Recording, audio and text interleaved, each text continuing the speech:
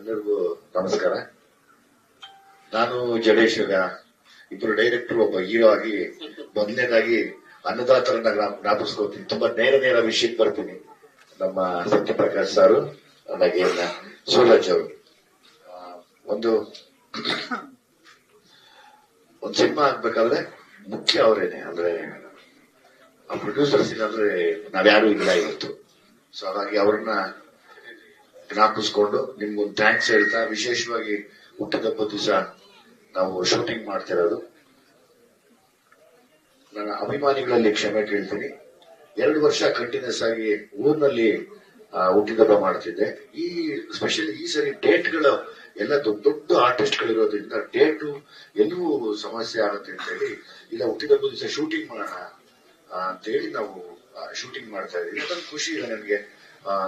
ಎಲ್ಲೋ ಹುಟ್ಟಿದಬ್ಬಕ್ಕೆ ಎಲ್ಲೋ ಹೊರಗಡೆ ಹೋಗ್ದಿರಾ ಕೆಲಸ ಮಾಡ್ತಾ ಇದೀನಿ, ತುಂಬಾ ಒಂದು ಖುಷಿ ಇದೆ. ಸೊ ಹಾಗಾಗಿ ಅಭಿಮಾನಿಗಳು ನಾನು ಕ್ಷಮೆ ಕೇಳ್ಕೊಳ್ತೀನಿ. ಮುಂದಿನ ವರ್ಷ ಖಂಡಿತವಾಗ್ಲೂ ಅಲ್ಲೇ ಸೇರಿ ತುಂಬಾ ಜೋರಾಗಿ ಆಚರಿಸೋಣ ಅಂತ ನಿಮ್ಮನ್ನೆಲ್ಲ ಬೇಡ್ಕೋತೀನಿ ಕೂಡ. ದಯಮಾಡಿ ಕ್ಷಮೆ ಇರಲಿ ಅಭಿಮಾನಿಗಳು, ನನ್ನ ಕ್ಷಮಿಸಿ ಈ ಸರ್ತಿ. ಮತ್ತೆ ಇನ್ನೇನು ತುಂಬಾ ಇನ್ನೂ ಒಂದಷ್ಟು ಸರಿ ಮೀಟ್ ಆಗ್ತೀವಿ, ಅವಾಗ ಒಂದಷ್ಟು ವಿಷಯ ಚರ್ಚೆ ಮಾಡೋಣ. ಸೊ 30% ಅಂದ್ರೆ ಥ್ಯಾಂಕ್ಸ್ ಟು ಮಾಸ್ತಿ ಹೆಸರಪ್ಪ ಶ್ರೀಕಾಂತ್. ತುಂಬಾ ನಮ್ಗೆ ಹೊಸ ಪ್ರತಿಭೆಗಳಂದ್ರೆ ಇಷ್ಟ. ಹೊಸ ಪ್ರತಿಭೆಗಳು ನನ್ ಗೆಟಪ್ ನೋಡಿ, ನನ್ನ ಗೆಟಪ್ ಹೆಂಗ ಹೇಳಿ ಸರ್, ಒಂದ್ ನೆನಪಾಗತ್ತೆ.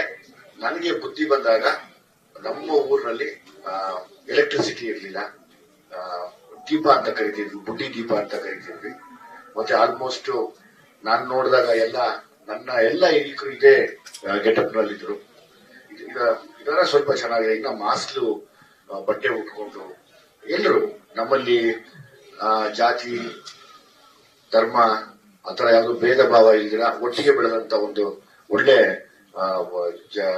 ಊರು. ಮತ್ತೆ ನಾವು ಯಾವತ್ತೂ ಅದನ್ನು ನಂಬದವರಲ್ಲ, ನಾವು ಒಂದೇ ನಂಬುದು ಮನುಷ್ಯ ಜಾತಿ ಅನ್ನೋದು. ಅಲ್ಲಿ ಇಬ್ರು ಡಿಫರ್ ಮಾಡ್ತೀವಿ, ಒಂದು ಬಡವ ಮತ್ತು ಶ್ರೀಮಂತ ಅಂತ. ಸೊ ಹಾಗಾಗಿ ಎಲ್ಲ ಬಡವರ ನಾವು ಹೋಲುವಂತ ಒಂದು ಕಥೆ ಯಾವಾಗ್ಲೂ. ಅಂದ್ರೆ ಪ್ರತಿಯೊಬ್ಬ ಶ್ರೀಮಂತರಾಗಕ್ಕೂ ಅವನು ಬಡವರಿಂದಾನೇ ಪಾಸ್ ಆಗಿ ಶ್ರೀಮಂತರಾಗಬೇಕು. ಸೊ ಹಂಗಾಗಿ ಒಬ್ಬ ಬಡವನ ಮನೆ ಕಥೆ ಅಂದ್ರೆ ತಂದು ಕೂಡ ಅನ್ಕೊಂಡಿರ್ತೀನಿ ಅಂತ ಭಾವಿಸ್ತೀನಿ ನಾನು. ಸೊ ಹಾಗಾಗಿ ನಾನು ಯಾವಾಗ್ಲೂ ಬೆಳಿಗ್ಗೆ ಕೂಡ ಒಬ್ರು ಪತ್ರಕರ್ತರಿಗೆ ಹೇಳೋದು, ಯಾವುದು ನಾನೆಲ್ಲ ಬಡವರ ಮನೆಗೆ ಪ್ರತಿನಿಧಿಸ್ತೀನಿ, ಬಣ್ಣ ಗಿಣ್ಣ ಎಲ್ಲ ಇರೋದ್ರಿಂದ ಆ ತರದ ಸಬ್ಜೆಕ್ಟ್ಗಳನ್ನ ಆಯ್ಕೆ, ನನಗೆ ಸೂಟಬಲ್ ಆಗುವಂತ ಸಬ್ಜೆಕ್ಟ್ಗಳನ್ನ ಆಯ್ಕೆ ಮಾಡ್ಕೊತೀನಿ ಅನ್ನೋದು ಒಂದು. ನಾನು ನನ್ನ ಅವಾಗ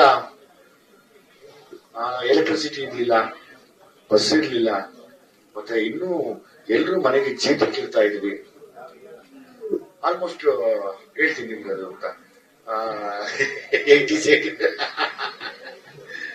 ಎಲ್ಲ ಚೀತಕ್ಕಿರ್ತಿದ್ವಿ. ಮತ್ತೆ ಅವಾಗ ಬಾರ್ಟರ್ ಸಿಸ್ಟಮ್ ಇತ್ತು. ಅಂದ್ರೆ ತರಕಾರಿ ಕೊಡೋದು, ಅಕ್ಕಿ ತಗೊಳ್ಳೋದು, ಅದನ್ನ ನಾವು ಕೂಡ ಮಾಡಿದೀವಿ. ಅವಾಗ ಆ ಕಾಸು ಅನ್ನೋದು 1 ಪೈಸಾ 5 ಪೈಸಾ ಕೊಡೋದೇ ದೊಡ್ಡ ವಿಷಯ ನಮ್ಗದು. ಅದನ್ನ ತಗೊಳೋದು, ಅದನ್ನ ತಗೊಂಡ್ರೆ ನಮ್ಗೇನೋ ಟ್ರೆಷರ್ ಸಿಕ್ಕದಂಗೆ. ಅಂಗಡಿ ಸಿಗೋವರೆಗೂ